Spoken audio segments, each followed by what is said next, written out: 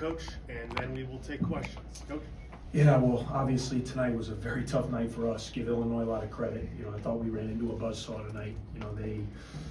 That was a butt kicking, in every sense of the word, the word. I just thought they threw the first punch, the second punch, the third punch, and we just never could get any sort of rhythm. We couldn't get any of the stops that we needed to get back into the game.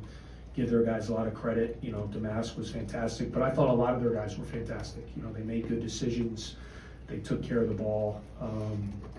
Guys made shots, and I felt like every time there was kind of a loose ball and a 50-50 ball and they got it, it ended up being a three. It was kind of a loose ball rebound, and and those are the possessions that are real killers. But at the end of the day, you're not going to win any games giving up 96 points in this league, and a team shooting 63% from the field and 56 from three. So the story of the game was our inability to defend them. I mean, that just, and that happens sometimes. You play really good teams. There's nights where that happens. It's not fun to go through, and hopefully we'll learn from it and bounce back. You got to be resilient in this conference. It's everybody's good. On a night like night where you get your butt kicked, you can't flush it though. That's not, oh, let's just flush this one. I don't believe in that. I think you got to understand why it happened. And then you got to try to correct things as you move on to the next game. But Illinois was fantastic, and they deserved to win. They played great. Coach, the margin was wider tonight, but kind of last year this time you had a similar game against Ohio State. Do you see this as kind of a law of averages type night with Illinois shooting, or are there deeper problems you need to address? Probably a little bit of combination of both. I mean, it's one thing when you have some breakdowns and some miscommunication on some things, but then they still have to make the shots. So that's where the combination. Sometimes you get away at times with some missed rotations or some, when guys aren't shooting the ball as well. But we paid for it tonight. Our defense was not good, and that's an area that we have to really address. And so that's where I don't want to say it's deep rooted, but we have to be better in that area. Like you just can't, we're not going to win any games if teams shoot 63% from the field. This league is just too good, and there's too many good players and coaches, and we're going to have to be much better on that end of the floor to give ourselves a chance. David? Coach, obviously with Illinois, there's a size advantage when you're playing 4 out and more on small ball. How much do you have to change, not the defensive philosophy, but maybe some of the rotations and the switches in order to get some more favorable rotations where maybe Boo isn't in a post-up situation? Yeah, I mean, we try this kinematically. I mean, that's an action that they run a lot, with Damask, with Rogers, two bigger guys that like to back down and play off the wings. Very similar to what Pickett, it's funny, they play very similar to Penn State last year, how they use Pickett, get the bigger guys, and it reminds me very similar of what Pickett would put you in, kind of those back down, I guess we call it booty ball around here, but that's how they play, and it's very effective, when you have big, strong guys and that can back you down and get to spots. And especially, they had size advantage, give them credit. They got deep on us, they got into the paint, they got into the post, and then it causes help situations, and then they made good decisions. Damask got fouled a lot, he scored, but then when he didn't, he and Rogers really found cutters. They really passed the ball well, and guys made shots, which made it really hard to guard.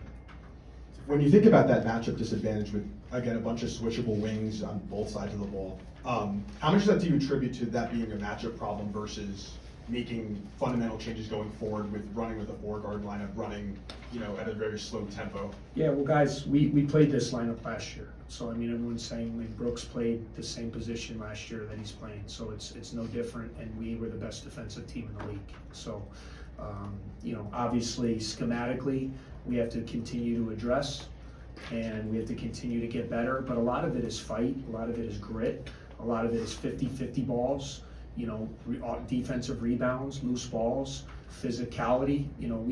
When we've been right defensively, even though we're a little bit undersized maybe with height, we have shown that we've played with some physicality, and we got they were much more physical than us tonight, you know, and that's why it was a dominant advantage. And so every team is different. I mean, what Illinois presents, it's going to be a different challenge in your next game. You know, like everybody's a little bit different with their personnel, a little bit different. I mean, we've played 2 games in the league. Like we played Purdue, you know, like obviously no one has what Edie has. Illinois plays a lot different than Purdue plays. You know, as we move forward to the next game, Michigan State's going to play different than Illinois plays. So with each game, that's kind of the scheme that you have to kind of figure out what's going to be effective. How do we use our personnel against what they're trying to do? And it's kind of then who goes out and plays well. Tonight, we got crushed, you know, and it was all because of what Illinois did, and give them credit for how they played. To front. Chris, obviously they're down an important player, but this offense, what does stress a defense with the personnel they have right now? Yeah, like I was saying, when I was watching the film, it was reminding me so much, when you have those guards that can really back down and get low, and they're poised and patient.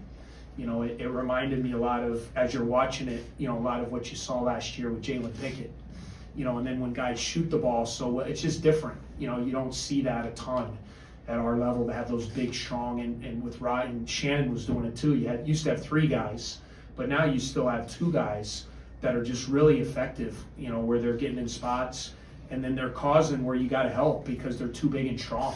I mean, I don't care who you put on them, you know, and what happens is because of their personnel, Coleman's ability to stretch the floor, it makes it very difficult because he can make threes, and you really don't have that presence down low. They string your big guy out. And then what you saw, though, a couple teams have tried to take their centers in past games and put them on maybe Quincy or one of, and then they've taken, and then Quincy gets 20-some points. You know, Tennessee tried to do that, and then he goes off. So that's what a good team does. You know, they put you in a bind with mismatches. Brad's doing a really good job kind of maximizing what their talent is and kind of what their strengths are. To me, that's what I've always thought, that's what effective coaching is. Okay, who do we have and how do we make it work with those pieces? And they're doing a good job putting you in a lot of tough situations with their offense. Time for a couple more, Matt. Coach, Ryan Langborg kind of looked out of sorts tonight. Yeah. Season low in points, second fewest minutes. Is he 100%, and what kind of led to those lows tonight? Yeah, I just thought he had a tough night. You know, I just thought he had a tough night. You know, he's healthy, he's fine. It just happens. You know, I know Ryan. He's a veteran guy. He's gonna bounce back. Just never was quite able to get anything going on either end tonight. And then the game got out of hand. You know, when you get to the last 8 minutes, and you know, you got to think in the long term too. You know, we got another game coming up this week. It was very apparent there the last 7-8 minutes we weren't going to win. And so you got to be careful. That's why I didn't put Boo back in the game. There was no reason to. You know, we got to bounce back, and we got to get ready for our next one. And I'm confident that Ryan will do that. You've talked about kind of having that same four-guard system. Do you see the same defensive potential with, again, you're returning basically 4 or 5 starters, but Ryan's replacing Chase. Do you see the same defensive potential in the team with that replacement? I do. I think I've seen it in stretches. You know, I mean, we've had very good, you know, we went out to Arizona and held Arizona State to 46 points.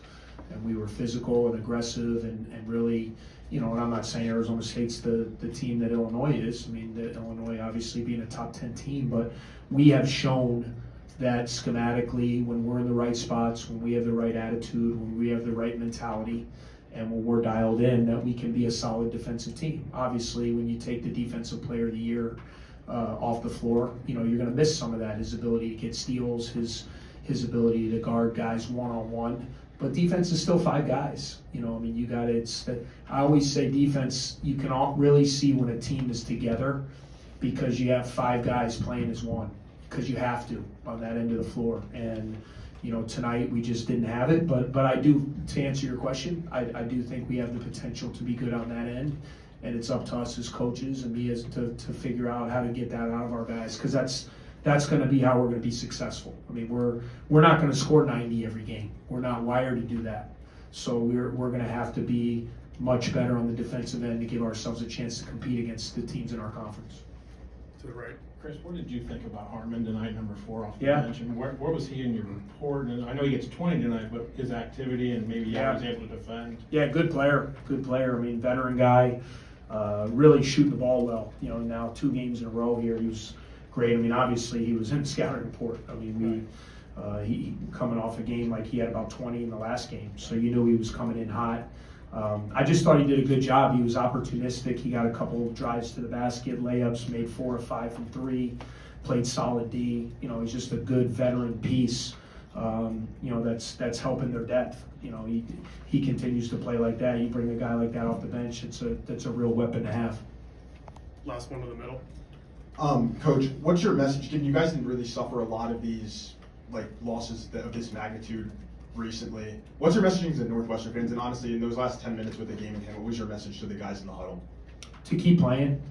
You know, you have to be a pro rate. You play for 40 minutes regardless of what the score is. We've certainly had games like this every year, and even last year, the most successful season in the history of school, Pittsburgh beat us by 30-something, Ohio State beat us by 30-something. We've had plenty of those nights, and I think every team kind of has those. You as a coach aspire not to have those. They're not fun to go through while you're watching it, while you're seeing it happen. And it just gets you determined to kind of get back to the practice floor and make it better. We still have 18 games remaining. Okay, we're 10-3 and we're 1-1 in the conference. And a lot of people are going to lose in this building. This is a very tough place to play. We came here with the attitude to try to give ourselves a chance to win in a really tough atmosphere and a team that wins a lot at home. And we didn't get that done. And so we got to go back and get better, and we have a chance to play at home and hopefully get back on the right side of the ledger, you know, when we get a chance to play another game. So that was my message. All right, that'll wrap us